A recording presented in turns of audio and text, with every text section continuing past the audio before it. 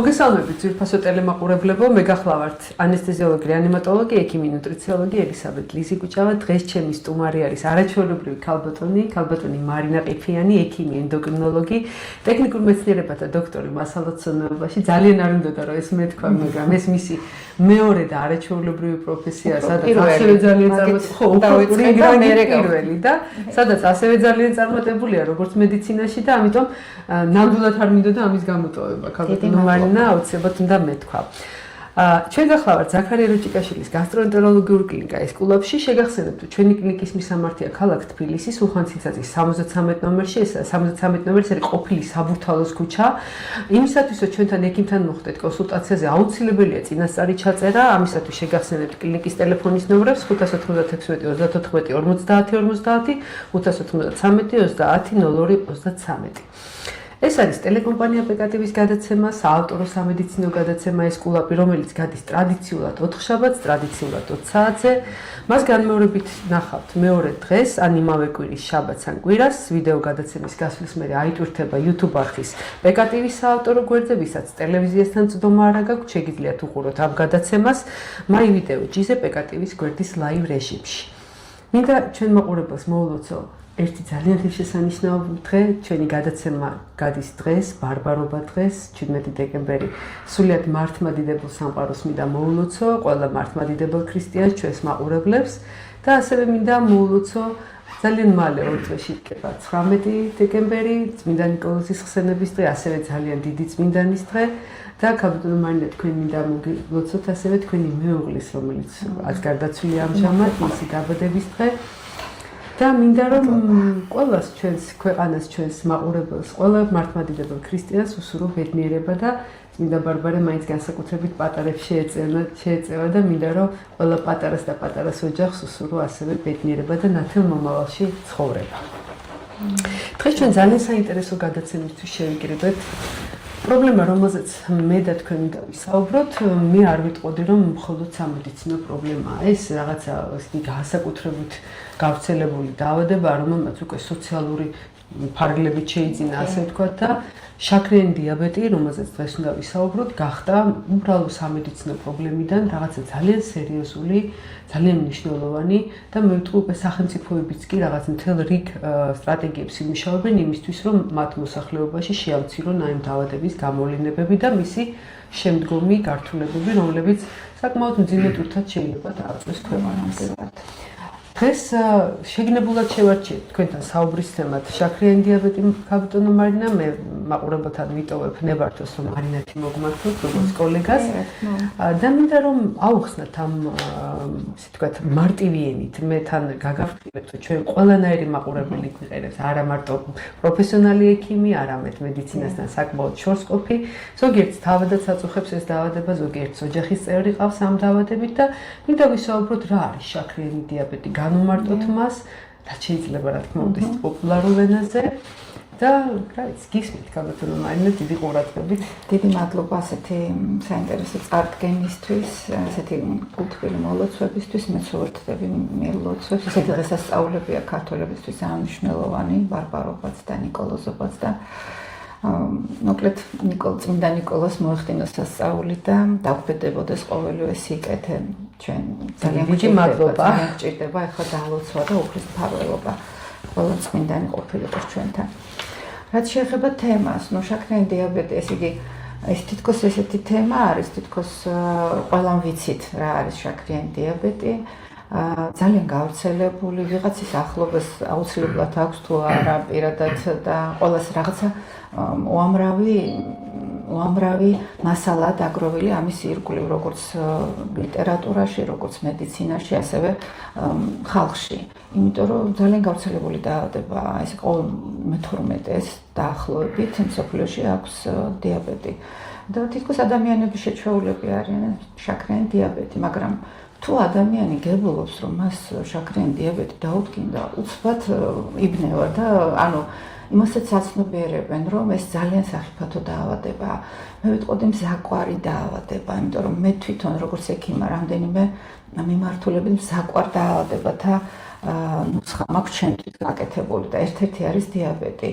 ასევე არიან ხა ჩვენ ყავს ვაშკაცი ორგანოებიც არსებობენ მაგალითად როგორც არის უეძელი და ამაზე უამრავი ლეგენდაც თქმულა თქვათ რატომ იყო რომ ამირანს კორტინი და ყორანი და არა სხვა ორგანოს რატომ იმიტომ რომ უეძელი არის ორგანო რომელიც მუდმივ აღდგენის რეჟიმშია და ის ბოლომდე სულ ერთი უჯრედის რო იყოს მაინც ემსახურება ადამიანს ხოლო საინტერესო რაღაცა პასაჟი გააკეთეთ ხო და ხოლო აი რაც შეეხება დიაბეტის მსაკვრობას ხო რატომ არის მსაკვარი დაავადება ზოგჯერ ადამიანმა არ იცის აი თუ თქვა სტატისტიკას გლობალურ სტატისტიკას გადავხედავთ 500 მილიონზე მეტი ადამიანი დაავადებული არის დიაბეტით მაგრამ აქედან მხოლოდ 46%-მა აქვს დაფიქსირებული ეს დაავადება. უმრავლესობამ არ იცის, რომ ეს დაავადება აქვს. საერთოდ არ იციან. იმიტომ რომ ხშირად მიდის უსიმპტომოდ. ესე იგი, პანკრეასი რა არის დიაბეტი? დიაბეტი არის შაქრის მატება, გლუკოზის მატება სისხლში და ეს არის მეტაბოლური დარღვევა. ინსულინის წარმოქმნასთან დაკავშირებული. შეიძლება იყოს ინსულინი არის ჰორმონი, რომელსაც მხოლოდ ორგანიზმში, ადამიანის ორგანიზმში, მხოლოდ ერთადერთი ორგანო წარმოქმნის, ეს არის პანკრეასი, კოჩქესა, ჯირკვალი და მისი ბეტა უჯრედები. ანუ ეს ბეტა უჯრედები უმცირესობას წარმოადგენენ კუნძულები, ლანგერჰანსის კუნძულებს ანატომიურად არის ესე ხო? ისტორიულადაც ესე იყო, რომ ლანგერჰანსმა მეცნიერმა აღმოაჩინა კუნძულები და მე აღმოაჩინეს, რომ თავიდან ისტორიულად არ იცოდნენ, რომ ეს დაავადება კონკრეტულად გამოწვეული იყო დაუშვათ ინსულინთან იყო რამით დაკავშირებული და ვერ ხვდებოდნენ თირკმლის დაავადება ეგონათ ხან რა სისხლის დაავადება ეგონათ მაგრამ მე აღმოაჩინეს ეს ლანგერჰანსის კუნძული მე აღმოჩნდა რომ ესენი ეს კუნძულები აწარმოებენ ამ ინსულინს მხოლოდ ესენი აწარმოებენ ინსულინს და ინსულინი კი არის აუცილებელი რომ მოხდეს გლუკოზის ცვლა გლუკოზას საკვებთან ერთად ითვისებს ადამიანის ორგანიზმი და მე უნდა მოხდეს მისი მიტანა უჯრედამდე. აი მიტანის ფუნქცია აკისრია სწორედ ინსულინს. შეიძლება ინსულინი არ იყოს საკმარისი და ვერ მიიტანოს, მაგრამ არის შემთხვევები რა, ხშირ შემთხვევაში ინსულინი საკმარისი, შეიძლება საკმარისიც მეტია, მაგრამ ის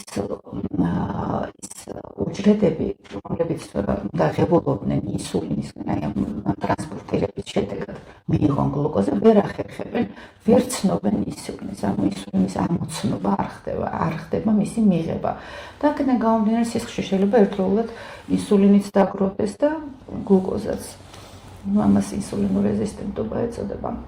კი, ეს კითხვა ცალკე მინდა განვიხილოთ, იმიტომ რომ ერთ საინტერესო ფენომენს დავაკვირდი ამ ბოლო პერიოდში, იმის მიუხედავად, რომ ძალიან გაიზარდა დაავადების ცნობადობა, ხელმისაწვდომი გახდა ინტერნეტიდან ინფორმაციის, აღარ არის სამედიცინო ლიტერატურის მოძიება საჭირო. მოსახლეობაში გაჩნდა ბევრი კითხვები, იმიტომ რომ ეს განსხვავება ინსულინ რეზისტენტობა რა არის, მეტაბოლური დაავადება, მეტაბოლური დარღვევები, დიაბეტი და რატომ შაქრიანი მე ვიღაცას კიდევ შაქრულ დიაბეტს მენდა და ეს ტერმინოლოგია იმდენად დამაბნეველი გახდა, რომ აი ძალიან ხშირად არის ესეთი კითხვაც და პაციენტები ვერ გარკვეულა ზოგადად ეს დიაგნოზები ერთმანეთში, ამიტომაც თქვენ როცა ინტერვიუსთვის ვიმზადებოდით, გთხოვეთ რომ აი ამაზეც გავამახვილოთ ყურადღება, რა განსხვავებებია, როდის რა არის და შეიძლება თუ არა ერთმნიშვნელოვნად ცალკე გამოყოთ სიტყვაზე ინსულინ რეზისტენტობა და შაქრიანი დიაბეტი, რაზეც ახლა თქვენ საუბრობთ. ეს ცოტა დამაბნეველი გახდა ტერმინოლოგია თვითონ მოსახლეობისთვის. მეტაბოლური სინდრომი სხვადასხვა მოგვიანებით შემოვიდა ეს ტერმინი. საკმაოდ თითქოს სტუდენტობის პერიოდში თითქოს არც მახსოვს, არ ჩემმა მეშობა 2000 წლებში შემოვიდა და დაერქვა 4 კვარტეტს ეძახიან, რომელიც გამოხატული არის, ვთქვათ, სიმსუქნით იწყება, სიმსუქნე, ჰიპერტონია, ლიპიდური ცვლის დარღვევა. და ეს რა ქვია ინსულინო რეზისტენტობა. რაც შეეხება ახლა ინსულინო რეზისტენტობას, შეიძლება ეს იყოს მდგენელი, თქვათ, მეტაბოლური სინდრომის, მაგრამ ის შეიძლება არ არის აუცილებელი, რომ დიაბეტის ყველა ფორმას ჰქონდეს ინსულინო რეზისტენტობა, ახლდეს თან. ანუ ინსულინო რეზისტენტობა უფრო დიაბეტი, ტიპი 2 დიაბეტის შემთხვევაში ხდებით ამას და წონის მატება ესეთი მნიშვნელოვანი ხო, არ არის აუცილებელი, რომ თანხლები იყოს. დიახ, კი, რა თქმა უნდა, არ არის აუცილებელი. რატომაც დიაბეტი ყოველთვის ჭარბწონიანად ადამიანთან ასოცირდება, თუმცა არ არის აუცილებელი. გააჩნია დიაბეტის ფორმას, გააჩნია მის წარმოშობის მიზეზებს, მისი განვითარების და ასე შემდეგ. ნუ უბრალოდ ასაკთან ერთად ადამიანის ორგანიზმის კომპენსატორული მექანიზმი ყოველთვის ცდილობს, რომ ის დარღვევები, რაც ვთქვათ, გენეტიკურად არ გვაქვს, მაგრამ ვთქვათ, ჯანმრთელ ადამიანს შეიძლება რაღაცა დარღვევებით ცხოვრობდეს, აი ვთქვათ, არასწორად იკვებებოდეს, არასწორი რეჟიმი ჰქონდეს, მაგრამ რაღაცა ასაკამდე ეს, რა თქმა უნდა, ორგანიზმი არის უნიკალური, ეს კომპენსირებას ახდენს და ადამიანის საინტერესო მექანიზმი აქვს ზოგადად. მე ხდება რაღაც, მაგრამ იცით რა, რაღაც ასაკსაც აღწევს და უკვე ვითარდება ეს დარღვევები. უბრალოდ ხელშემწყობი პირობები შეიძლება გახდეს ამ მეტაბოლური სინდრომის და შესაბამისად განვითარებული დიაბეტის. მაგრამ არის დიაბეტი, ზოგადად მაინც დიაბეტს განიხილავენ ტიპი 1-ს განსაკუთრებით განიხილავენ როგორც და განსხვავებაც ეგ არის ზუსტად პირველსა და მეორე ტიპს შორის, რომ ისიც უნდა მეკითხა. იმუნური სისტემა არის ჩართული. ანუ ისეთ როგორი რაღაცა არის, ანუ აუტოიმუნური სისტემა ზოგადად ებრძვის ორგანიზმისთვის უცხო აგენტს. აი ვთქვათ, რაღაცა ინფექციური აგენტი მოხდა ორგანიზმში, რაღაცა და იმისთვის არის იმუნური სისტემა, რომ ებრძოლოს უცხო აგენტს, მაგრამ რატომღაც ანუ ესეთი ტერმინი არსებობს, რომ რაღაცა აი ამ ენდოკრინულ ჯირკვლებს ცოტა ალმაცერად უყურებს ეს ჩვენი იმუნური სისტემა, იმიტომ რომ ძალიან ბევრი აუტოიმუნური დაავადება არის ცნობილი ენდოკრინოლოგიაში. ანუ ის ფარისებზე რომელიც აი თუნდაც ფარისებზე ჩვენ მაგალითად გრეივსის დაავადება, იგივე აუტოიმუნური თიროიდიტი, ანუ ანტისხეულები ჩნდება საკუთარი ორგანოს, ანუ ამ შემთხვევაში ენდოკრინული ჯირკვლის მიმართ. აი აქაც ისიც აი ამ ბეტა უჯრედების წინააღმდეგ წარმოშობა აუტოიმუნური აგენტები, ანტისხეულები, რომლებიც ებრძვიან და აზიანებენ. ეს დაზიანება მიდის რაღაცა პერიოდი და ცდილობს, რომ დააკომპენსიროს ბეტა უჯრედან პანკრეასმა ის იბრძვის, ცდილობს, რომ ეს რაღაცნაირად დააბალანსოს, მაგრამ დგება 80% როდესაც დაზიანდება უკვე უჯრედების, უკვე ადამიანი გრძნობს. მე საკვარი დაავადება რატო უწოდე, რომ იწყება ხოლმე ყველაფერი ძალიან შვიდად. ზოგჯერ ვერც გრძნობს ადამიანი დასაწყის. ანუ ზოგჯერ ისეთ ასაკში დადგენდება ეს დიაბეტი, რომ მისი ასაკის დადგენა უნდა სხვა შემოვლითიქსით, ანუ რამდენად ხანდაზმულია. ხანდაზმულია. აი მაგალითად, რამდენად დაზიანებული არის ის. დავუშვათ, თვალის ფსკერის გამოკვლევის დროს შეიძლება ჩვენ დიაბეტის ასაკი დავადგინოთ. ანუ თქვათ, ის 5 წელი მიდიოდა, სანამ ჩვენ გავდიოდით თუ 10 წელი. ანუ დაზიანების ხარისხი გვეუბნება, რამდენად ხანგრძლივი იყო. ფარულად მიმდინარე. აი ეს არის ზუსტად დაგროვა, რაც თქვენ ძანეთ. მე მინდოდა მეკითხა ქალბატონ მარინა ასაკთან მიმართებაშიც, იმიტომ რომ აი თქვენ ტიპი 1 დიაბეტზე ისაუბრეთ ტიპი 2 დიაბეტზე და მოსახლეობა ხედავს, რომ ტიპი 2 დიაბეტის გამოვლინა უფრო მეტად მატულობს ასაკის მატებასთან ერთად. არის თუ არა ამ მხრივ რამე კორელაცია? ან თუნდაც სქესთან, აი რაღაც თავისებურება, რისკ ფაქტორი, ვინ არის, რომელი კატეგორიის ადამიანი და ასაკთან ერთად მატულობს თუ არა? დიახ, ასაკთან ერთად მატულობს, კი ნამდვილად დაგეთანხმებით, მაგრამ ეხლა სხვადასხვა ფორმები არსებობს, ანუ რაღაც ამ ბოლო დროს მაგალითად 2012 წლიდან დაფიქსირდა, რომ მცირე ასაკის ბავშვებშიც გამოვლინდა მეორე ტიპი, ან პირიქით უფრო 20 წლის ზემოთ დაფიქსირდა ტიპი 1 დიაბეტის შემთხვევები. ანუ შემთხვევები რა, სტატისტიკურად უკვე გამოვლინდა. ანუ ეს არ არის დოგმა, მაგრამ ძირითადად, რა თქმა უნდა, ასაკთან ერთად მატულობს დაავადებათა ამ დაავადების რაოდენობა, რა თქმა უნდა, რაც უფრო მეტია ასაკი, უფრო ალბათობა მეტია, რომ ეს დაავადება და შეიძლება სხვა სპეციალობის ექიმაც კი მიიტანოს ეჭვი, კი, როგორ არა, ნამდვილად შეიძლება, იმიტომ რომ ერთმანეთთან კავშირში არის სხვადასხვა ენდოკრინული ჯირკვლები, ზოგადად ენდოკრინოლოგია ერთი სისტემა, ისე როგორც მთლიანად ორგანიზმი და ხშირად ერთი სახის დარღვევა მეორესთან არის ხოლმე კორელაციაში და ესე ვლინდება. ჩვენ ტიპი 1 და ტიპი 2 დიაბეტზე ვისაუბრეთ, როგორც მოსახლეობაში გავრცელებულია რაღაც უფრო ფრთხილი და უფრო მძიმე დამოკიდებულება აქვს ტიპი 1 დიაბეტთან. ალბათ იმიტომაც რომ თქვენ ძალიან კარგად აღნიშნეთ, უფრო მეტად ბავშვთა ასაკში აღინიშნება, ალბათ ესეც განაპირობებს გარკვეულწილად. ესეც რა განსხვავებაა ის არის აუტოიმუნური, ანუ უჯრედები მთლიანად განადგურებულია, ინსულინი ან არ იწარმოება, ან ძალიან მცირე რაოდენობით იწარმოება ტიპი 1-ის დროს. ნახეთ მარინა, ზუსტად აი ამით მივიწევება, რომ როგორ იქნება მოსახლეობა. ერთნიშნულად სწორება აქვს ტიპი 1 დიაბეტი, რომ აუცილებლად ინსულინი დამოკიდებულია და ინსულინის გაკეთებას საჭიროებს და ტიპი 2 რადგანაც ესე აღიქვამენ, რომ არ საჭიროებს ინსულინს და ტიპი 2 დიაბეტი თუ აქვს ეს ტერმინოლოგია, როგორც არის ინსულინი დამოკიდებული, ერთნიშნულად პირველი ტიპი არის ასოცირებული ინსულინის დამატებასთან საჭიროებასთან და მეორეში თქვენ რადგანაც არ არის საჭირო და იცით რა საჭირო და ეს როგორც თქვით ტიპი 1-ის დროს უჯრედები განადგურებულია. უბრალოდ აღარ არსებობს ვერასრულებენ ფიზიკურად, ამიტომ ინსულინი არის საუკეთესო გამოსავალი. ეს არის შენაცვლებითი თერაპია. ეს ანუ ასე ვთქვათ, ის ფიზიოლოგიურად რაც უნდა ადამიანს გამოემუშავებინა, ამას ვაწვდით გარედან. ანუ ეს არის მართლა იდეალური გადაწყვეტა ამ პრობლემის, მაგრამ დისკომფორტთან არის დაკავშირებული თავისთავად, იმიტომ რომ საჭირო არის ნერვსის გამოყენება, ჩხლეტა და ასე შემდეგ. თუმცა მედიცინა ძალიან წინ წავიდა ამ მიმართულებით, იმიტომ რომ რადგანაც ეს ესეთი გლობალური პრობლემა იყო, ну მართალია მთლიანად დიაბეტის სტატისტიკას თუ გადავხედეთ, მხოლოდ 10%-ია დაავადებული ტიპი 1-ით, მაგრამ ამას იუვენილურ დაავადებასაც ეძახიან, იმიტომ რომ მართლა ძალიან ახალგაზრდა ასაკშია და რადგანაც ბავშვები და ახალგაზრდა ასაკი ჩვენთვის მოსახლეობისთვის, ზოგადად ადამიანებისთვის ყველაზე უფრო სათბური და მოსაფრთხელებელია, იმიტომ რომ ისინი არიან ჩვენი მომავალი.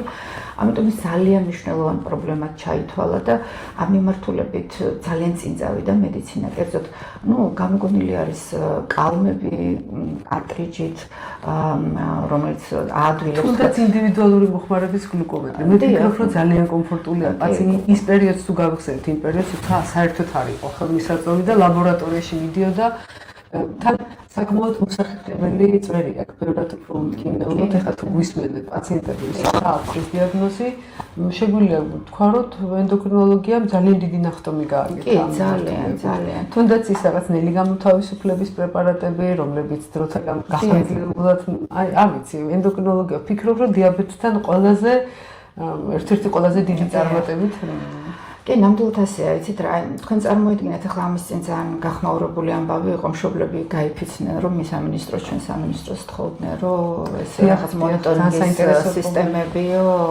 შემოიტანეთო. ანუ რითიც წვეტა იყო ინსულინის მიწოდებაზე.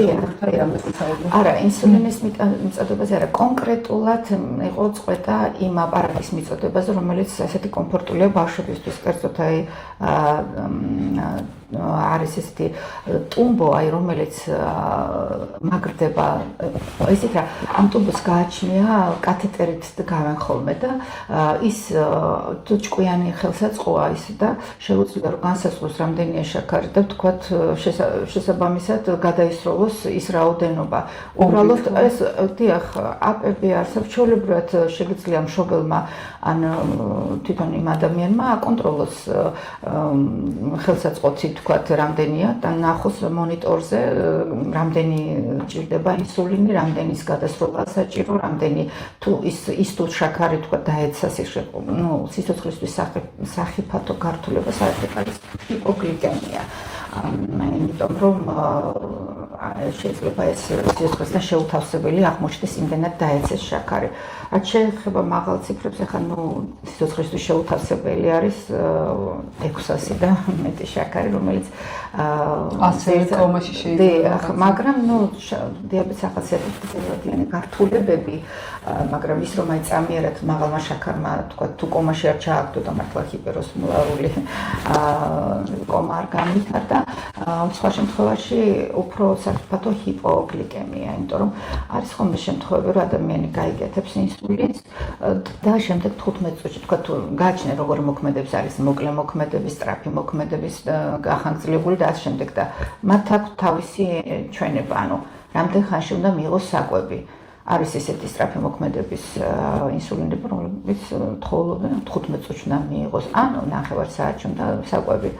და აი თუ მე მქონია პაციენტი მყავდა ერთი, რომელიც ასაკოვანი იყო და როდესაც ინსულინი გაიკეთა და ცალკე ოთახში იყო და ჩაეძინა. სახში იყვნენ ოჯახის წევრები, უნდა ეჭამა, საჭმელიც მიტანილი იყო და მას ჩაძინებია და ცოტა დააგვიანდა შესვლა და როცა გვიან ნახეს, გარდაცვლილი იყო ეს ადამიანი, იმიტომ რომ შაქარი დაეცა და ვერ საჭმელი არ შეჭამა და ძილში ანუ რატომ ყვები ასეთ ცოტა ესეთი შემთხვევა მე ყოველთვის მიყვარს ხოლმე რომ გავამახვილო პაციენტებს საფრთხეებზე ყურადღება რატომ იმიტომ რომ აი ზუსტად იმიტომ რომ დიაბეტი ძალიან საკვები დაავადება და არის ის ტკივილი და ადამიანის შეუძლებლად გრძნობს თავს და ანუ ჩვეულებრივი ცხოვრების წესი და ამ დროს ყველაზე დიდი მძიმე გართულებები კერძოდ გულსის ახლა დაავადებების მხრივ გართულებები რომელიც ორჯერ სამჯერ უფრო იზრდება დიაბეტთან ერთად არის ყველაზე მაღალი მაჩვენებელი არის პირველ ადგილზეა სიკვდილიანობის მიზეზთა შორის ამიტომ დიაბეტზე ყურადღების გამახვილება ძალიან მნიშვნელოვანია. უნდა იცოდეს ადამიანმა ეს გართულებები, რაც შეიძლება მოყვეს უკონტროლოდ ამ საქმის დატოვებას და ვთქვათ, აი ზოგჯერ უბრალოდ ადამიანი ვერ მიდის ექიმთან და ეს მიშვებული დიაბეტი არის ძალიან ჩვენ ვიხართ გართულებებზე ვსაუბრობთ, მარინა და აქ გართულებები შეიძლება აბსოლუტურად არ იყოს ენდოკრინულ სისტემასთან დაკავშირებული, იგივე გულის სიშემოვნე დაავადება ახსენებთ, თუნდაც ინფარქტი, ინსულტი, რაც შეიძლება შემდგომი გართულებები იყოს და პაციენტს იმასაც უმარტავს ხოლმე, რომ ყოველთვის გლიკემიის კონტროლი არ წარმოადგენს დიაბეტის მართვის. შეიძლება ქოლესტეროლი მოთხოვოს ექიმმა, სხვა მაჩვენებლები ხომართალე ეკოკარდიოსკოპია მოითხოვოს, თუნდაც კორონაროგრაფია და მთელი ამბავი. ეს არ ნიშნავს, რომ დაუშვათ ანალოგიური პრობლემა არის იგივე ნეფროლოგებთან, როცა თითქმის პრობლემა და თქვენ ახსენებთ ოფთალმოლოგია, რომლებიც ერთ-ერთი სერიოზული გართულებაა. სამწუხაროდ ჩვენ ახლა კიდევ ერთ დიაბეტის პრობლემაზე მის ესე ვთქვათ ქრონიკულ გართულებებზე უნდა ვისაუბროთ. რა თქმა უნდა, ოფთალმოლოგია ამ მხრივ ერთ-ერთი საგანგაშო ის არის მთელი რიგი დაავადებები, სადაც პირველი რისკ ჯგუფი შაქრიანი დიაბეტი სახელდება. თუნდაც გლაუკომაზე იყო საუბარი და ასეთი არის დაავადებები, რეტინოპათია კი ბატონო. და კიდევ ერთი პრობლემაა დიაბეტური ტერფი, რომელიც ძალიან საინტერესო გაიდლაინები და პროტოკოლები გაქვთ ქართულ ენაზე შემუშავებული, თუნდაც პაციენტებისთვის რაღაც ესეთი ხელის მანუალებს რომ ვეძახით, როგორ უნდა მიაქციოს ყურადღება ტერფს პაციენტმა, რომ დიაბეტური ტერფი არ განვითარდეს და მახსოვს აი ეს ნანახი მაქვს ეს ძალიან ლამაზი ესეთი ბროშურა იყო რამდენიმე წლის წინხელში ჩამივარ და სულიად შემთხვევით პაციენტისგან ახსნილი იყო როგორ უნდა მოიჭრან ჭხილები, როგორ უნდა მიაქციო ყურადღება. ისეთ ჩვეულებრივი ადამიანისთვის, ანუ არავადყოფი ადამიანისთვის თითქოს არ არის. მე ვხედავ, რომ დიაბეტისთვის საკმაოდ საკმაოდ საყურადღებო თემაა. თუნდაც მანიკურის, პედიკურის გაკეთება, სალონების მომსახურება თუ რა თქმა უნდა. და ის ხომ არ არის ცოტა ჰიპერტროფირებული თუ რეალურად არის, იმიტომ დიაბეტური ტერფი სამწუხაროდ ხშირად ხდება პაციენტებში კიდურების ან რა ვიცი, შეიძლება თითების ამპუტაციის მიზეზით ხომ არ არის. ისეთ რა როგორ არის შაქარი, როდესაც სისხლში არის იმაზე, ნუ შაქარი ჰიპერგლიკემია შაქარი ტრანსპორტირებს სისხლთან ერთად და პრაქტიკულად სისხლში ყველგან ხდება. ისედაც ყველგან აქვს ხო სისხლი და განსაკუთრებით აზიანებს პერიფერიულ სისხლს და ამიტომ ჩვენ აი მაგალითად პაციენტი რომელიც მოდის და პირველად აქვს შეხება ამ დაავადებასთან და არის ის როგორ მოიქცეს და როცა ვიწყებთ პირველად ვაფრთხილებ ხოლმე რომ აუცილებლად ძალიან ყურადღებით მოეკიდოს კიდურების მოვლას. იმიტომ რომ კიდურები აი შეიძლება ყოველ საღამოს სიტყვაზე წყალი ვერ გადაივლოს თქვა და არ იცავს რომ ფეხი აუცილებლად უნდა დაიმუშაოს და განსაკუთრებით ჭხილის მოჭრა და ასეთი რაღაცები რაც დაკავშირებული არის თქვა კანისთლიანობის დარღვევასთან შეიძლება იყოს ასოცირებული მაჩაჭრა ის რაც აი დეტალებია ძალიან იმიტომ რომ ცირკულაცია არის მიკროცირკულაცია არის დარღვეული და ანუ დიაბეტის ხარისხსაც მაგალითად აი მოყინვის დროსაც ხო კიდურები ზიანდება. იქ კვება განსაკუთრებულია, ეს არის ყველაზე წარზიდული ნაწილები, ასე ვთქვათ, სხეულის და შესაბამისად ეს არ არის ენდოკრინოლოგის ახირება, როდესაც მოითხოვს. მეცაც ვიტყოდი, მთელი ინდუსტრია არსებობს სპეცფეხსაცმლისაც.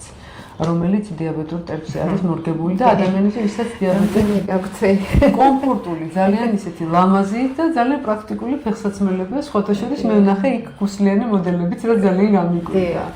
ნუ ესე თავი არის რომ არ უჭერდეს ფეხს როგორც ხედავ და აბსოლუტურად კატეგორიულად არ შეიძლება კი. რამდენადაც ვიცით კილიც დაქვეითებული აქვს და შესაბამისად შეიძლება დიაბეტიან ადამიანს თითი ისე დაუჭირდეს ფეხზე რომ ვერც იქნოს ხო? ესეთ რა ზოგადად მგრძნობელობა აქვს დაქვეითებული, მაგალითად არის შემთხვევები აღწერილი მედიცინაში, როცა დიაბეტიანი ადამიანმა უბრალოდ ფეხი დაიწვა ისე რომ ვერც გაიგო. აი თქვათ დუღარაში რო ჩაყოს ფეხი ვერ გძნობს რომ ის ცხელია, ხვდებით?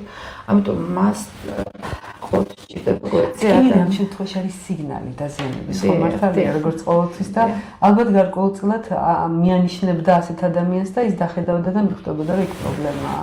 ნუ კი რა თქმა უნდა და ამიტომ ყოველთვის საჭიროა რომ თან იცით რა აი ყველა დაავადებას სულ მინდა ხომ რაღაც მოკლედ ყველა დაავადების თავისი ფსიქოტიპი აქვს იცით და დიაბეტიანების ფსიქოტიპს თუ კარგად შევისწავლით ნახავთ რომ ესენი არიან ამათ ჭირდებათ გვერდზე ვიღაცა ადამიანი გულშემატკივარი აუცილებლად იმიტომ რომ აი თქვათ ჩემი პედაგოგი იტყოდა ხოლმე რომ ყველა დიაბეტიკი პოტენციური ქურდია ქურდი ნუ რას იპარავს შაქარს ტკბილს უმალავენ პეტავენ ყველაფერს აკეთებენ რომ ვერ ნახოს ალბათ როცა ბავშვებზე არა საუბარი დიდებზეც იცით რატომ ხო აი ეგ არის სწორედ საინტერესო იმიტომ რომ მიუხედავად იმისა რომ შაქარი გლუკოზა სისხლში მაღალია უჯრედი განიცდის შიმშილს უჯრედში არ არის მიტანილი ხვდებით და ის ენერგიის წყაროა თავარი წყარო არის გლუკოზა და ის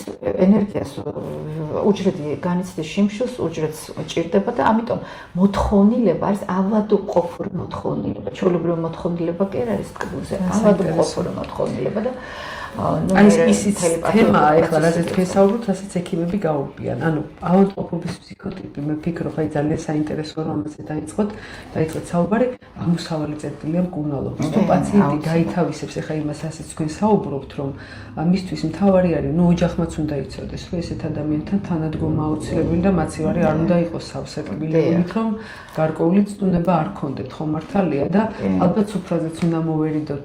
როცა ისინი სადლობენ, იმიტომ რომ ამ ადამიანს რაღაც გარკვეულ შეზღუდვებთან უწევს ცხოვრება და დისკომფორტი არ უნდა შეუქმნათ და ამიტომაც ეს ფსიქოტიპის თემა, რასაც ახლა თქვენ შეეხეთ, მაგრამ ძალიან იშვიათად მომისმენია, რომ იქ საუბრობთ და ძალიან მნიშვნელოვანია მე ვფიქრობ, იმიტომ რომ ეს გვეხმარება ეს ფორმულა ფაქტიურად მკურნალობას. აი როგორ უნდა მივდგე?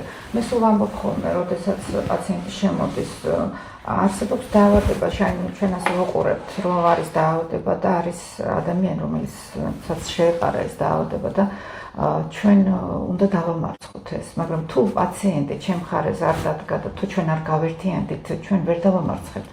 ანუ თანადგომა, აი რაღაცნაირად პაციენტი ჯერ ერთი უნდა მენდობოდეს, რომ მე მისთვის გავაკეთო ის რაც და მე ძალიან უნდა დამეხმაროს და ერთმანეთს უნდა დავეხმაროთ, რომ ის დავამარცხოთ. განსაკუთრებით ახლა დიაბეტის შემთხვევაში შორწასული შემთხვევები, როცა არის უკვე ისეთი გართულებებია, რომ მე იცით რა ძალიან რთულია ხოლმე იქიდან გამოსავლის პოვნა და არის მაგალითად პრედიაბეტი, არის თქვათ ესეთი დარღვევები მეტაბოლური, რომელიც შესაძლებელია რომ იმ ეტაპზე რაღაცნაირად მართლადი გავხადოთ. ზოგადად დიაბეტი ისეთი დაავადებაა, თუ ადამიანი შეძლებს, გააჩნია ფორმასაც ზოგიერთი ძალიან ათვისებიანი ფორმაა და თავიდან აგრესიულად მიდის და იქ რაც არ უნდა, მაგრამ აი ძირითადი ხაზი ეს არის, თუ ხარ მოწესრიგებული, თუ ასრულებ იმ მითითებებს, რასაც ექიმი გეუბნება და შეიძლება ისე აი სრულყოფილი ცხოვრებით იცხოვრო 100 წელი. აი ძალიან მიყვარს როცა ექიმი ამას ამბობს. ეს არის უდიდესი ინსპირაცია ხა პაციენტისთვის, დიაბეტი ცხოვრების წესია ასეთ შემთხვევაში და თუ მას პაციენტის მიწერით იცავს, ექიმი ამ შემთხვევაში არ ვიცი, ხოლმე დახმარება და ზედამხედველი ხდება. ძალიან კაია რომ ეს ფრაზა გავაჟღერეთ, იმიტომ რომ ყველა ვინც გიყურებს ახლა და ვისაც ეს დაავადება აწუხებს ან ოჯახის წევრი ყავს, უნდა ფლობდეს ამ ინფორმაციას, რომ ეს არის დაავადება, რომელიც განკურნებადი არ არის, მაგრამ მართვადი არის ხო? ნამდვილად მართვადი. დღესდღეობით ბევრს საუბრობენ ჯადოსნურ განკურნების საშუალებებზე, მე აქ მინდა აუცილებლად ვახსენო ნუტრიციოლოგიური თემაც, კვების რეჟიმი დიაბეტთან მიმართებაში, ეს ჩემი საყვარელი თემაცაა და საინტერესოც და ასევე დიაბეტისთვის ძალიან მნიშვნელოვანი და ზოგადად რა ლორს ასრულებს საკვები იმისთვის, რომ დიაბეტი არ განვითარდეს და უკვე არსებული დიაბეტისთვის. რამდენად არის მართებული ეს ცნობილი ფრაზა, რომ ბევრი ტკბილეულის ჭამი შაქარს დამართებს. ეს ძალიან ხშირად გვეცეს უფროსი თაობის ადამიანებისგან. უფრო მეცაც გეტყვით, ხუმრობაც არსებობს შენს პირში შაქარი ქართველებს გამოთქმარობა. კი, აღარ მინდა. შაქარი მომისურვებს, ხარ არ მომისურვებ.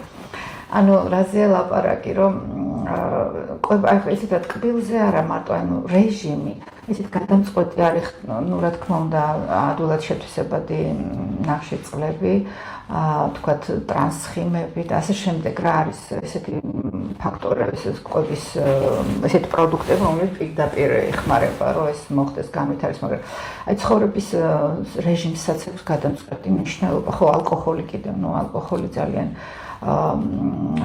დიდ როლს თამაშობს დიაბეტის განვითარებაში და ისეთ რა არის რეჟიმს ძალიან დიდი მნიშვნელობა, იმიტომ რომ ინსულინური აპარატი არის ჩვეულებრივად ისე მოწყობილი, რომ ნორმალურ შემთხვევაში, როცა ადამიანმა უნდა იკვებოს, თქვა იმ დროს ის გადმოისვრის აი ამ თავისი უჯრედებიდან ამ ინსულინს და ესე ძალიან კარგად, ლამაზად ის ასრულებს თავის მოვალეობას, მაგრამ თუ ჩვენ ხშირად, ანუ ადამიანმა არ შეუწყო ხელი, თქვათ ეს გადაღალა ეს ინსულინური აპარატი, გამოფიტა, თქვათ აი ეს, თქვათ მშიერზე, აი ზოგს ახასიათებს, იმიტომ რომ ეს სისუსტეს გრძნობს ალბათ ჰიპოგლიკემია და მშიერზე ზოგს ახასიათებს ტკბილის მიღება.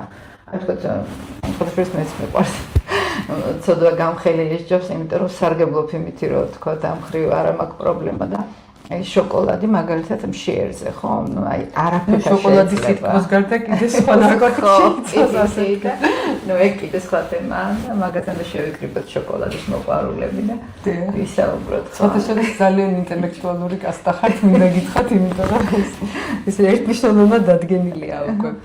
კი ბატონო, კვება ძალიან დიდ როლს თამაშობს დიაბეტისმაც აღნიშნავს. ანუ ასე იგი ეს რეჟიმი და ამასთანავე ულუფები, ანუ რამე ოპტიმიზმის ულუფებით ვიკვებებით. ამასაც აქვს ძალიან დიდი და კიდევ ერთი პლუსი, რაც ამ დაავადების მართვაში მოხდა დღესდღეობით და აი რომ ამბობ ენდოკრინოლოგია ძალიან წინწამით და ეს არის ენდოკრინოლოგების დააკვეთით და ზედამხედველობით მთელი რიგი პროდუქტები მზადდება, რომლებიც თან ტკბილეულია, თან დესერტები და სასუსნაობა და თან ნაკლებად დაშვებულია, თუმცა იქაც მაინც არსებობს გარკვეული შეზღუდვები და იმ ტკბილეულსაც ვიცი, რომ განუსაზღვრელი რაოდენობით არ აძლევს. მაგრამ არსებობს უკვე ორცხობილები, წვენები, სხვადასხვა საკვები, რომლებიც ვითომ დააკრძალული იყო, მაგრამ სპეციალური მარკით. კი, მაგრამ ისეთ არ შეიძლება, რომ მაგას შევაჩვით, იმიტომ რომ მაგას თავისი გვერდითი მოვლენები აქვს. ახლა არ მინდა რა შაქრის შემცველებზე უფრო მათთვის იმიტომ სხვა თემები არ მინდა გამომჩეს, მაგრამ არ გამოფიტიშებთ ასე ვთქვათ, კი ბატონო. ჯობს რომ თავი შევიკავოთ. ეს მხოლოდ აი რაღაც იშვიათად რა, როგორც ასე ვთქვათ, იშვიათი უნდა ამას არ მქონდეს მუდმივი ხასიათი, იმიტომ რომ მე ვთქვათ დიაბეტი მაქვს და მოდი მურაბებს დავამზადებ ამ შემცვლელები და იმას მივიღებ რეგულარულად არ იქნება სწორი. გარდა ამისა ვთქვათ ძალიან მნიშვნელოვანია, რომ დიაბეტის დიაგნოზის მქონე ადამიანისთვის ვთქვათ რისკი არის იგივე გარეთ კვება, იმიტომ რომ ვთქვათ სახში ჩვენ შეგვიძლია ვაკონტროლოთ რას ვაძლევთ ასეთ ადამიანს და გარეთ არ ვიცით რითი მზადდება. ანუ არსებობს ახლა რესტორნები ძალიან მაღალი დონის, სადაც იციცებულია გატარებული ფარშირებული ხოცის შემცველი საკვები ძალიან დიდი რაოდენობით ნახშირწყლებითაა განვითარებული. იგივე კატლეტი იქნება, კაბაბი იქნება, თუ შაურმა თუ ასე შემდეგ და აქედან გამომდინარე ხანდახან ციგისმაგერად იმ დოზის ნახშირწყლის მიღება უწევს, რომ მართალია რამე შეიძლება მაჩვენებელი იყოს მართლა სავალოა. ალბათ მართლა იზანდებით, ძალიან რთულია ამისკენ მოწოდება, მაგრამ საოჯახო საკვებით კვება მე მგონი ოპტიმალური ვარ. როცა მით უმეტეს იცის რა არის შიგნით. ანუ ერთნიშნულობად მომზადების თავისებურებასაც ავდია. არის ელიტური რაღაც რესტორნები, სადაც თქვათ მითითებულია სხვათა შორის თქვათ შემადგენლობას დამზადების წესით და რაღაც ყველაზე სწორია. კი, და ანუ ყოველდღე ვინც არ დადის და რაღაც უწევს იქ მისვლა, შეიძლება რომ თქვათ ეს აიყვანოს კონტროლზე, მაგრამ მაინც რთულია დიაბეტიკის ცხოვრება, იმიტომ რომ მოგზაურობის დროს, თქვათ, რაღაც არის ისეთი ექსტრემალური სიტუაციები, თქვათ, ოპერაცია დასჭირდა, ან ავად გახდა, ინფექცია, რაღაც ინფექციური აგენტი არის ორგანიზმში. ყველაფერს ცვლის, როცა დიაბეტის ფონია, ყველაფერი იცვლება, ანუ ადამიანი უფრო მეტი საფრთხეების ქვეშ არის. დაუშვათ ოპერაცია არის დანიშნული და მას მოეთხოვება, რომ თქვათ, ოპერაციამდე 12 საათი საკვები არ უნდა მიიღოს და ასე შემდეგ. ამიტომაც არის რომ მე ყოველთვის ვამბობ რომ საოპერაციებში და ალბათ ასეც არის ჩვენს ენდოკრინოლოგი აკონტროლებს თქვათ აუცილებლად მე თვითონ პირველი პროფესიით ანესთეზიოლოგი რეანიმატოლოგი ვარ და ინტრაოპერატიულად ოპერაციულადაც ხდება კონტროლი თუმცა ეს არის მე მგონი ენდოკრინოლოგი ამ შემთხვევაში არის შეუცვლელი კადრი საოპერაციოში რაც შეეხება დიაბეტის განკურნების შესახებ მითებს თუ რა ვიცი რეალობას, რამდენად მართალია და რამდენად ეფექტურია ბარიატრიული ქირურგია თუნდაც დიაბეტის მქონე პაციენტებში დღეს ეს ძალიან მოდური გახდა ქართულ ბაზარზე, გარდა იმისა, რომ რეკლამირება როგორც ჭარბიწონის კლების საშუალება, ძალიან ხშირად ახსენებენ დიაბეტს. და რამდენად მართალია, რომ ბარიატრიული ქირურგიის სხვადასხვა, რა თქმა უნდა, იქ ერთი მიდგომა არ არის, სხვადასხვა მეთოდი დაუშვათ ამარცხებს შაქრიან დიაბეტს. ასეთა დიაბეტის დამარცხება ეს რა თქმა უნდა მითია, მაგეთან ყველა მიცის არ ვიცი მედიცინასთან შესახებ, მაგრამ აი მყარი რემისია ნამდვილად შესაძლებელია. ჩვენ ყველანი მყარი რემისიაში ვართ, არ არსებობს აბსოლუტურად ჯანმრთელი ადამიანი. ანუ რაღაც რემისიაში ვართ ყველა, ანუ მეც თქვენ. თავარი არის რომ ეს რემისია იყოს მყარი, ჩვენ არ გვაწუხებდეს და არ გვიქმნიდეს ცხოვრების ხარისხს არ და გაგრძელდეს წელი და გაგრძელდეს ხო იდეალურად. თქმა უნდა. ეს არის რემისიის და თუ ჩვენ ამ მყარ რემისიას დავარქმევთ განკურნებას, მაშინ დიაბეტი შეიძლება ჩავთვალოთ რომ განკურნებადი დაავადება, მაგრამ ის რაც შეეხება ბარიატრიულ ანუ დიაბეტის ფორმას გააჩნია, ანუ იმის თქმა მინდა სანამ გადავალ ბარიატრიულზე დიაბეტის ფორმას გააჩნია. შეიძლება დადგენილი დიაბეტი ისეთ პარგენციაში გადაიყვანოს სწორი ცხოვრების წესით, რომ ჩათვალა ზოგჯერ წამალით მოხსნა, თქვათ, ყველაფერი და ისეთი რეჟიმი შეიმუშაო და კვების საკვები ისეთი რაოდენობა რეჟიმი ყველაფერი, რომ ცხოვრების წესი ისეთი, რომ მყარ რემისიაზე გახვიდე და ასეთი ადამიანები ამბობენ ხოლმე მე ეს რაღაც მცენარე დავლი რაღაცა ეს წყალი დავლი იქ მივედი ესა და აი განვიკურნე და აღარ მაქვს დიაბეტი. Ну, ძალიან კარგი რომ ეს ადამიანი თავის ჯანმრთელად გრძნობს, მაგრამ ჩვენ მედიცინაში ენდოკრინოლოგები ვიცით ჩვენ ეს რომ ეს არის მყარი რემისია, რომელიც უთანადდება ჯანმრთელ მდგომარეობას და რაც შეეხება ბარიატრიულ მედიცინას ეს ძალიან ეფექტურ მეთოდად იქნება დღესდღეობით. და რატომ გეტყვით, იმიტომ რომ ერთ-ერთი რისკ ფაქტორი არის წონა შაქრიანი დიაბეტის დროს და განსაკუთრებით მუცლის გარშემოწერილობა, ანუ ისეთი აბდომინალური ტიპის სიმსუქნე, რომელიც თან ახლავს ხოლმე შაქრიან დიაბეტს და ხშირად და ეს სწორედ რაც უფრო მეტია წონა, ხო, მით უფრო რეზისტენტული ხდება ინსულინი და უფრო რთული არის, თქვათ, მართო გლუკოზის ცვლა, ანუ მეტაბოლიზმი და აქედან გამომდინარე მოწოდებული, აი დღეს ახლა ბოლო მონაცემებს თუ წავიკითხავთ ხო ლიტერატურაში გვიგვიყვიან, რომ თუ მასის ინდექსი 30-ზე მეტია და დადგენილია დიაბეტი, ნაჩვენები არის ბარიატრიული ქირურგია და შესაბამისად 78% ეწერა. მეც არ დავიჯერე, 78%-ში შესაძლებელია ისეთ მყარ რემისიაზე გასვლა, რომ ამოღებული იქნას თქვათ პრეპარატები, რომლებსაც ადამიანი ღებულობდა და სრულად დარეგულირდეს შაქარის. ეს ისედაც მათემატიკურადაც ასე იქნება, ნაკლები სხეულის წონაც საჭიროებს ნაკლებს საკვები, ნაკლები საკვები, ნაკლები ინსულინი, სახელმწიფო ორგანიზმი აკომპენსირებს. პანკრეასაც შეგვიძლია კი ბატონო და ბევრი რამ მოქმედებს დადებითად, ანუ წონის კლება ერთმნიშვნელოვნად ინსულინის დიაბეტის მართვისთვის ძალიან მნიშვნელოვანია. ეს არ არის მარტო ექიმის ახირება და უშუალოდ ამისკენ მოგვიწოდებს. როგორია საქართველოს მოსახლეობაში დიაბეტის გავრცელება?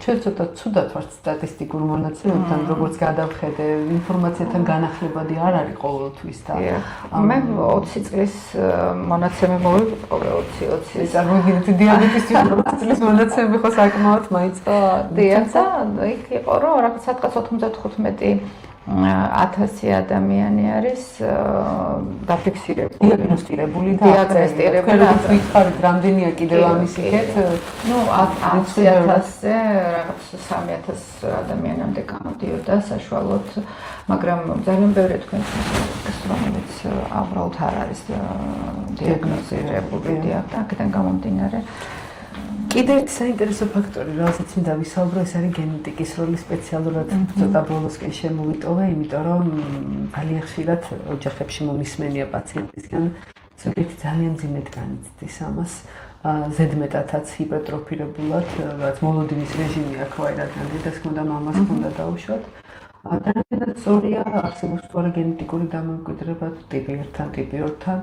და რა შეიძლება გააკეთოს ადამიანმა, იგივე გარკვეული რეკომენდაციები თუ ბარემ ერთ ჯელში გავაკეთოთ ესეთი. ესეთ რა თუ დადგენილია დიაბეტი აქვს დედასაც და მამასაც ტიპი 1, როგორც წესი, ალბათობა რომ დაიბადოს შვილი მათი მაღალი არის, რომ დაიბადოს დიაბეტი.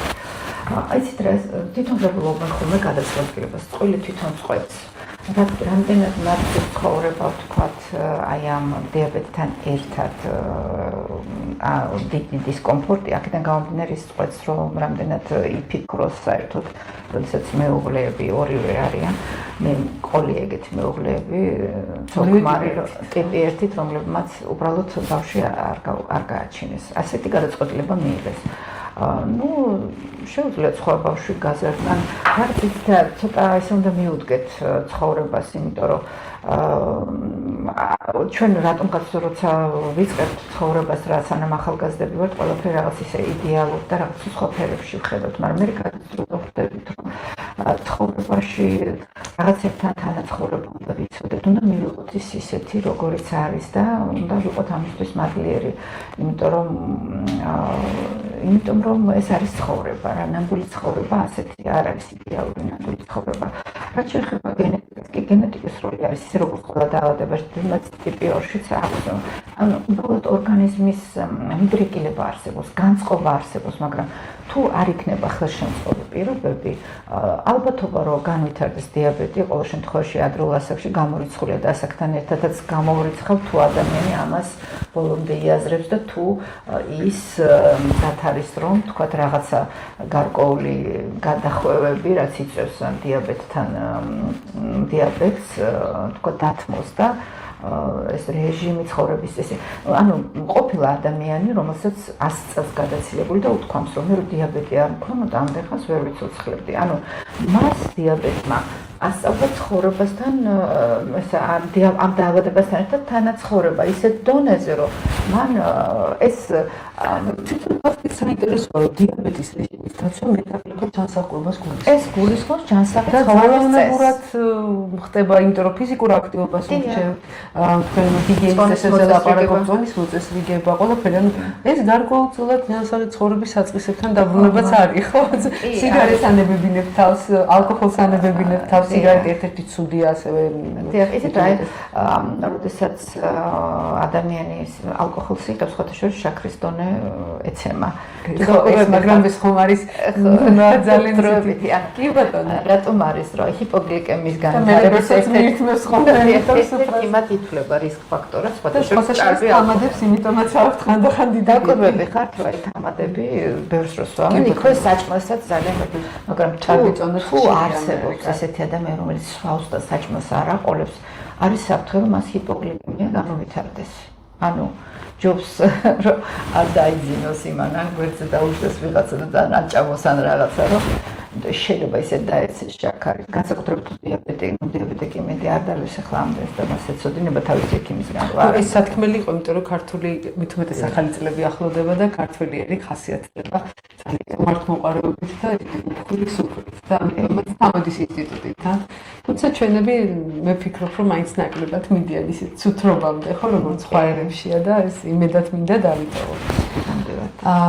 ჩვენ ახლა ძალიან საინტერესო თემა შევეხეთ, ეს იყო დიაბეტი და გენეტიკა და აი ერთი ორი სიტყვით რა შეიძლება ურჩიოთ პაციენტებს რეკომენდაციას სახით თუ არსებობს ზოგადად ესეთი რეკომენდაცია იმისთვის რომ ანაირიდან დიაბეტი ან თუ აქვთ უკვე და დიაგნოსტირებული აქვთ რომ ცხოვრების ხარისხი გაიუმჯობესოს მასე რა შეიძლება ურჩიოთ რა არის აი რჩევა ზოგჯერ არ მუშაობს ხოლმე იმიტომ რომ დავუცოთ ხო კი დავუცოთ იმიტომ აი სიმსაკვირე თავიდან დავიწყე მითი გავაგრძელებ რომ სწორედ ეკაიან დაავადების სიმსაკვირე ადამიანი არ გწნობს აი ცით რაღაცაზე რომ წავიდეს ადამიანი თქო რაღაც დათმობებზე რაღაცა უნდა აწუხებდეს და დიაბეტი სანამ გართულებში არ შედის არ აწუხებს და ძალიან გვიჭირს რომ დავარწმუნოთ რომ აი მოდი დაიცალე დიეტა მოდი რეჟიმი მოიწესრიგე მოდი დღეში ნახევარი საათი ფეხი არა ძალიან გვიჭირს ამისი იმიტომ რომ არ აწუხებს მას ის იწყებს რაღაც დათმობებს მაშინ როდესაც ის უკვე შესული არის გამოუსწორებ ან უკან რომ ვეღარ დააბრუნებ ანუ უკვე დაკარგული რა რაღაც ჯანმრთელობის რაღაც ხარისხი ხალხში შეუცვლელი ცვლილებებია ხოლმე იგივე ოფთალმოლოგიური იგივე ნეფროლოგიური ხო რომელიც და მეცაც გეტყვით არიან ადამიანები რომელსაც საერთოდ არ ჭირდებათ რჩევა ეს ადამიანის ტიპს გააჩნია ზოგი ბოჰემური ბუნების ადამიანია და ხა მე ის როგორ დავარწმუნო რომ არ დალიო და საჭმელი არ ჭამდა ის ამბობს აი რა თმინდა მე ცხოვრება კოლეგით პაციენტ თუ არ შევჭამე თუ არ დავლი აი რა თმინდა რაღაც ანუ ესეთ დავუწყოთ ესეთ შეკითხვა პირდაპირ და აი ისე იბნევი მაგრას იმიტომ რომ შენ ესე იგი მარტო ისე რომ დაუხსნა რომ დიაბეტი როგორ მართოს არამედ შენ უნდა აუხსნა რომ რა ღირს ცხოვრებად ანუ ხდებით მას სხვა ღირებულებები აქვს წლების წინ რაღაც კონფერენციისთვის ვამზადებდი თემას კვებაზე და დიაბეტზე და მაშინ ნახე ძალიან ბევრი ცნობილი ადამიანები რომლებსაც აწუხებდათ დიაბეტი დაწყებული საკმაოდ ისეთი ისტორიული პიროვნებებიდან და ძალიან ბევრი ცნობილი ადამიანი, წერილები, მსახიობები, სპორტსმენები და ძალიან გამიკვირდა იმ მომენტისთვის და პლუს კიდე ის ადამიანები, რომლებსაც შემდგომ ჰქონდათ მძიმე გართულებები, ვიღაცამ ფეხი დაკარგა, ამპუტირებული ჰქონდა, ვიღაცას სიბრმავე, ანუ უკვე ცუდად ასე ვთქვათ და მაშინ მივხვდი რომ დიაბეტი არ ინდობს არავის. ასე ვთქვათ, იმიტომ რომ აი ამ რეესში იყო უამრავი განათლებული, ცნობილი, საზოგადოებისთვის ძალიან საყვარელი და ძვირფასი ადამიანები, რომლებიც კაცობრიობის ისტორია რაღაცნაირად შეცვალეს გარკვეულწილად. და მივხვდი რომ დიაბეტი საკმაოდ ისეთი დიდი პრობლემა, უფრო დიდი ვიდრე სამედიცინო, უფრო მასშტაბური, ის არ ინდობს არავის და პლუს კიდე მოითხოვს ადამიანისგან რამდენიმე ძირითადი პირობის ზედმიწევრის დასვა, ეს არის ალბათ კვების რეჟიმის დაცვა, ფიზიკური აქტივობა, სწორი ცხოვრების წესი და რაც მთავარია მუდმივი მეგობრობა ექიმთან, კურნალ ექიმთან, რომელთანაც ექნება რეგულარული კონტაქტი. თუნდაც იმ შემთხვევაში, როცა თქვენ სწორედ გართულება თითქოს და არ აქვს. თუნდაც ის რეპორტინგის სახით, ამიტომაც იქნება აპლიკაციები, გარკვეული ფორმატები, როცა ენდოკრინოლოგი მუდმივად ხაზზე ყავს, ასე ვთქვათ. თუნდაც გრიპის გამო კოვიდის პერიოდში მახსოვს, ერთ-ერთი მოწოდება იყო, რომ დიაბეტიან ადამიანებს ენდოკრინოლოგის კონსულტაცია ქონდათ აუცილებლად, იმიტომ რომ პარამეტრები, სად კოვიდი ვითომ, სად დიაბეტი, მაგრამ როგორც ჩანს, ესეთი ადამიანები უახლოეს მეგობრად უნდა იყვნენ ენდოკრინოლოგებთან. ამიტომ რჩევებთან ერთად ყოველთვის საფრთხეებზე ვამახვილებ ხოლმე ყურადღებას და ვეუბნები, რომ თქვენ თუ ამას არ გააკეთებთ და იწყება უკვე ჩამონათვალი იმის, რა შეიძლება მას დაემართოს და ვიწყებ ზუსტად ამით ახლა ასეთ მიმართავ ახლა მაყურებელს, რომ დიაბეტიკები არიან პირველი კანდიდატები გულსისხლთა დაავადებების გართულებების არიან პირველი კანდიდატები რეტინოპათიის, დიაბეტური რეტინოპათიის, არიან სმენის დაკარგვის, ვთქვათ, ფუნქციის მოხდის, ასე შემდეგ.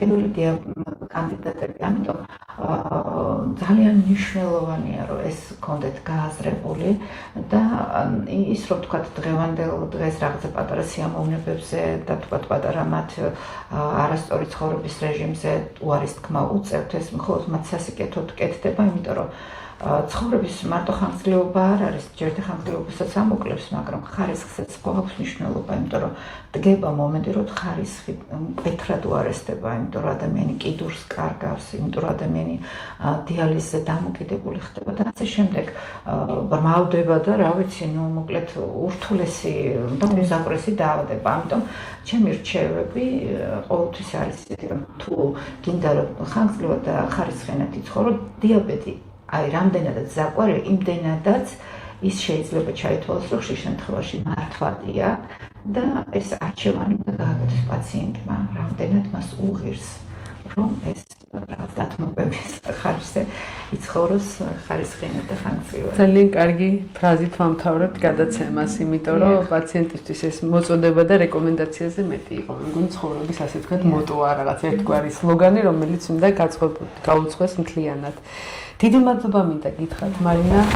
კიდევ ერთხელ მინდა ჩვენს მაყურებელს მოულოცო შესანიშნავი დრო ბარბარობა და მინდა ვუსულო ყველაფერი კარგი დაებოდეს. მე მჯერა რომ ეს დღე შეიძლება არ არის რელიგიურად თქვა სწორი, მაგრამ არაჩვეულებრივი წმინდანია წმინდა ბარბარე შეგვეწევა ყველას და მინდა ყველა ჩვენს პაციენტს, ყველა მაყურებელს და თქვენს და მეც საკუთარ თავს ვუსულო ბედნიერება, წარმატება და ნათელ და გაბწყინებულ საქართველოში ცხოვრება.